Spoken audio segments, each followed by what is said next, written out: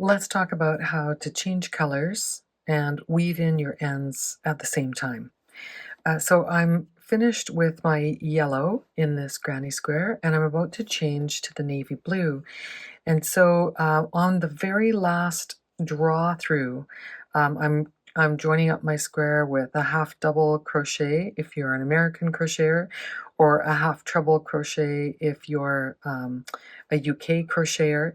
And I'm just on the very last pass through of that stitch, I'm changing color. So I take my new color and I pop it over my crochet hook, and in this case I'm just going to draw through all the stitches, and that starts my new color right at the top of this edge, right where it's supposed to be. So that's exactly what I want.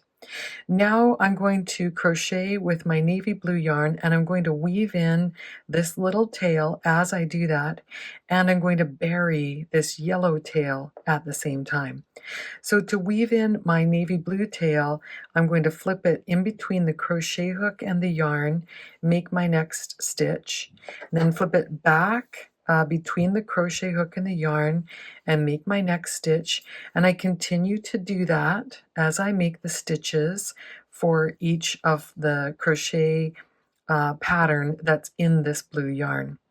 So I've done my first post here that I need for my pattern, and I'm going to work on the next one, and this one's going to have me working either through the space on the row below or through the chains of the row below. Either way, it's an opportunity for me to bury this yellow yarn that matches the edge of my work here.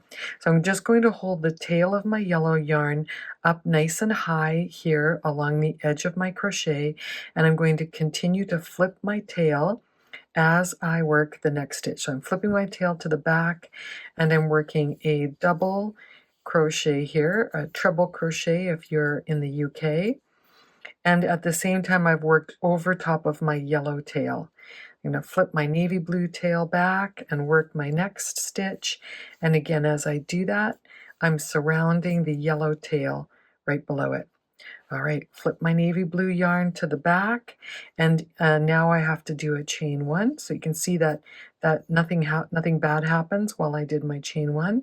Flip my navy blue yarn to the front, and I'm going to work the next pattern stitch here while I bury the yellow yarn on the row below. So the tail of the color that I'm working on just gets flipped back and forth at the beginning of each new stitch that I'm making with my new yarn. And the old yarn gets carried along the top of the row below the one I'm working on, and it gets caught up or covered over with the new stitches that I'm making with my new color of yarn. And I'll just keep folding that tail back and forth until I don't have anything that I can grip anymore. And at that point, so I'm right here, that tail's almost in the way, just gonna grab it, just gonna hold it out of the way while I finish these stitches. And now I'm just gonna ignore it. I'll let it just dangle there while I continue to work on my yellow, hiding my yellow yarn. I'm trying not to split my stitches. I usually will cover over the yarn on the row below, the old color yarn, for at least a couple of inches or around the bend in my work. Because it's the same color as the row below, you don't really have to worry too much about it showing up on your work. And then once I've done that, with this little tail here, I'll just pull on this until that tail disappears, and if I need to, I can just trim it with my scissors.